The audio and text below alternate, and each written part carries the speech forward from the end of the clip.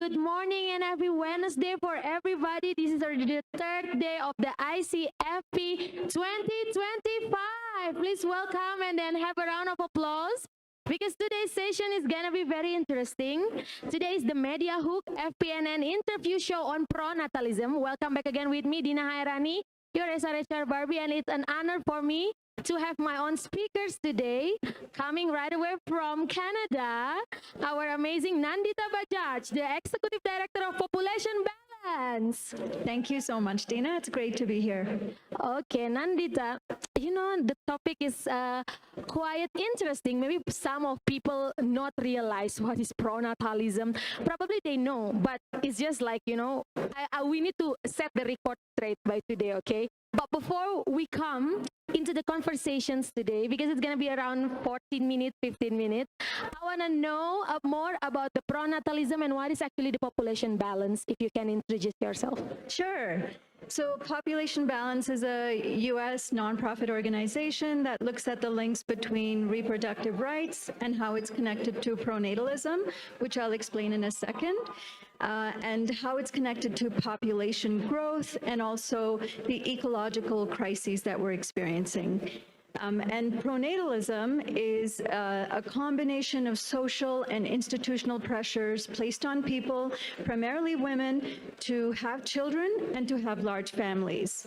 And it's literally the water that we're swimming in. It's everywhere around us. The pressures are coming from not just family, for grandchildren. It could be in the media. We see celebrity gossip about the latest baby bump. It could be religious pressures to be, you know, fruitful and multiply.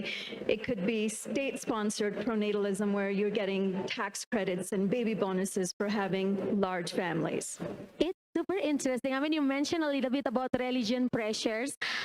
FYI, I'm a Muslim myself. I'm from Indonesia, and I'm almost 30, by the way. And then you mentioned about the force for women, especially to have babies and always procreate as a human being.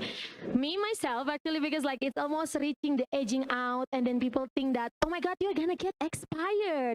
As a woman, why you are holding on and then not gonna have babies? So I feel like we can deep dive more into that, especially in the religions part. But first thing first, last night, actually, I talked also about this, the fertility crisis, together with the UNFPA representative from Colombia, Luis Mora. And this is exactly the thing that you are saying. It's not about having too many babies or too few babies. It's about like for the women, young people have the right and informed choice when they want to have babies or not and say no, right? Yes. So we are now in the ICFP, which is this is the biggest conference on family planning, right? Now hear from you, like what do you think about this conference and what actually has been missing in the conversation during this conference? Because you know, 5 days, sometimes it's just like an echo chamber, people talking to the people that they know or like the organization they know. So I want to know the controversial statement from you. Yeah, well, it's not that controversial. I think we're already talking a lot about reproductive rights and reproductive justice. And one of the statements that's often brought up is people should be able to decide if, when, and how many children they want to have. And I think more and more, I'm happy to see that the topic of pronatalism is coming up, especially when it comes to the if question. Like you said, you don't have children. I decided not to have children. I have a lot of friends who have decided not to even partner. And so I think people, even the word family planning assumes that everybody is going to create a family. And there's a very specific definition of what family means. And so I think we have to unpack that traditional notion of family is not true for everyone. There are a lot of people who are single by choice, happily child-free by choice, and I think those conversations need to be a bigger part of this conference is the if part. You know, in many countries around the world, as people, especially women, are becoming more empowered, they're choosing to have fewer children, and more are choosing to have no children.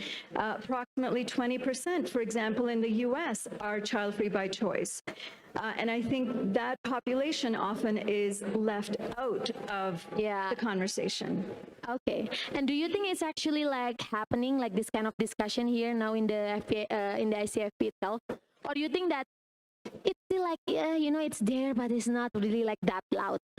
I think it's the latter. It's starting to happen. It's there, but it's not as loud as it needs to be. Yeah. I participated in a debate yesterday, which was about this low fertility alarmism, as more and more people are choosing to have fewer or no children or taking non-traditional paths. They are being stigmatized in culture. Yes. And people are saying all sorts of awful things about them.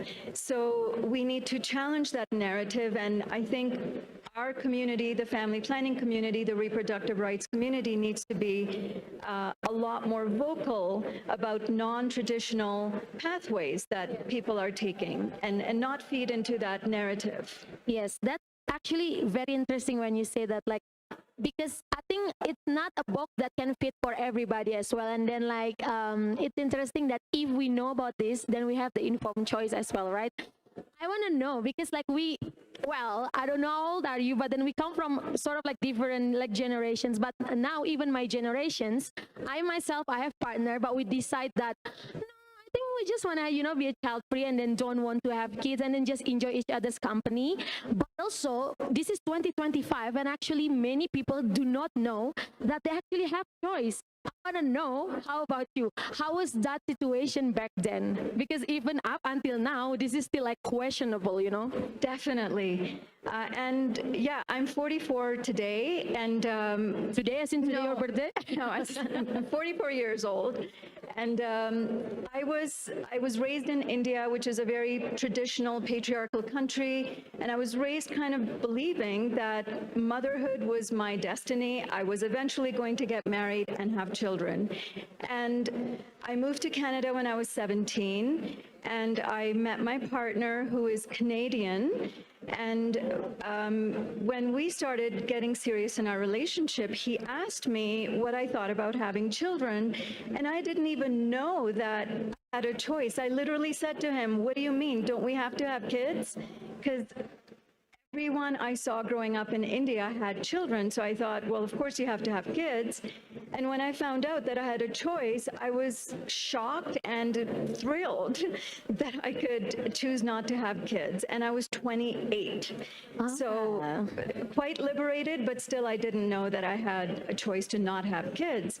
And I think more and more people today are realizing that choice is there. Yeah. And they're either making it for their own, you know, self-fulfillment. Yes. Or they're making it for environmental reasons, because we know the links between human presence and activity, and what we're seeing with the ecological crises are quite intense. So I think a lot of people are now becoming aware and making conscious family choices. Exactly.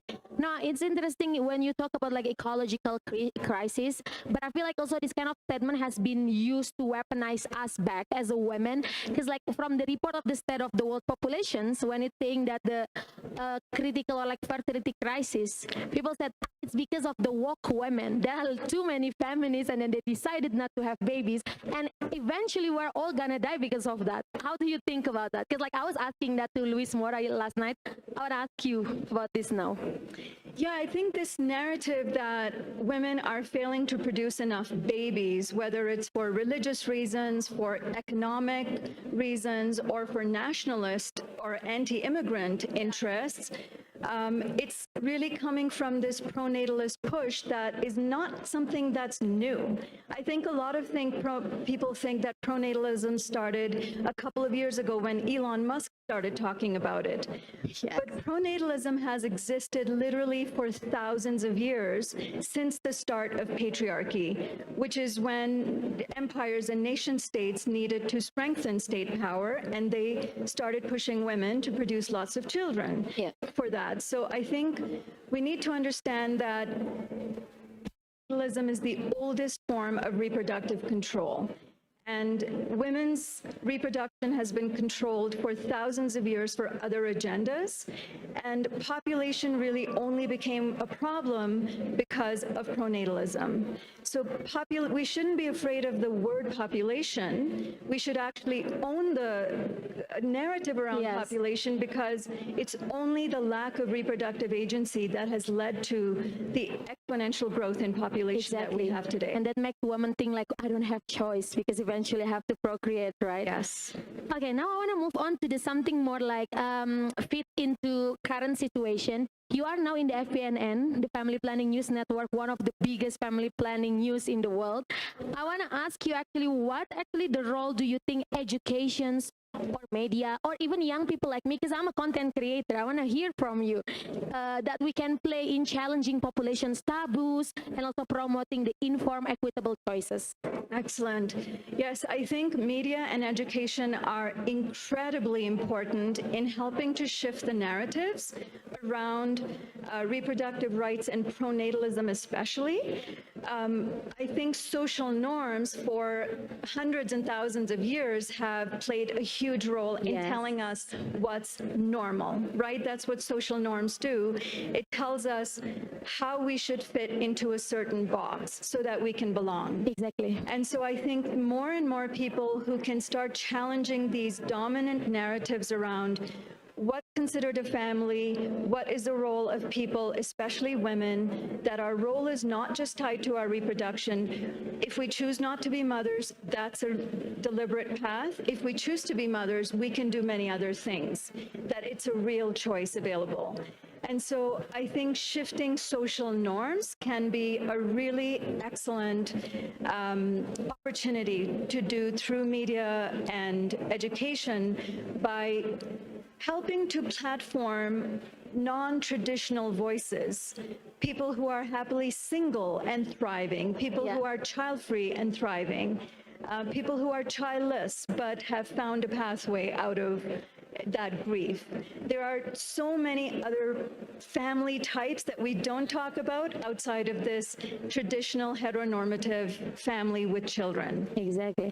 I think it's also important that we have the champion, sort of, especially in the media or also like social media, because I am quite active on Instagram and TikTok, and then I saw a lot of like other celebrity also posting, like, for example, I'm 30, thriving, child-free, and I live in my own apartment and I'm happy. You know, that kind of, I think that kind of narratives and also statement need to be also like, you know, more sounded. So Definitely. how about like your organization? Do you also work together with the young people for these kind of issues?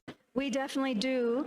I do a lot of presentations to universities and high schools. I run my own podcast that's called Beyond Pronatalism, Okay. Finding Fulfillment with or Without Kids. We do a lot of research publications that we put out. And we raise a lot of awareness also, not just about choice, but about responsibility. What we owe, not to one another, just to one another, our potential children, but also what we owe the planet. Yes. Our environment is not some kind of thing that just exists for us to colonize. Correct. Our environment is literally our home. And we should be looking at what's happening to our ecosystems that are collapsing. Our climate is breaking down. There's global toxification. There's massive food insecurity. And these are all symptoms of ecological overshoot. Yes. So I think we just need to make broader connections. You're asking what's missing. I think the environmental connection is deeply missing in the conference. I think reproductive rights and environmental and ecological justice are deeply interconnected. Thank you so much, then, Nandita. It's amazing. I love all our discussion about ecology, and I think there are three things that the people that watching here need to know. First, about like the choice. We have the choice. It's not only that you have to always procreate. And then number two is that consent and preference. That, you know, we can choose the method we want. We can choose what the pressure-free as well. And at the end of the day, we have to work together as a society as well, and then living together with the ecology itself, because this is not only the vessel. So thank you so much for coming today, and please invite me to your podcast. Probably we can discuss more. Everybody, thank you so much. Give a round of applause to Nandita. Thank you so much, Tina. See Thank you you, in the next everyone. segment.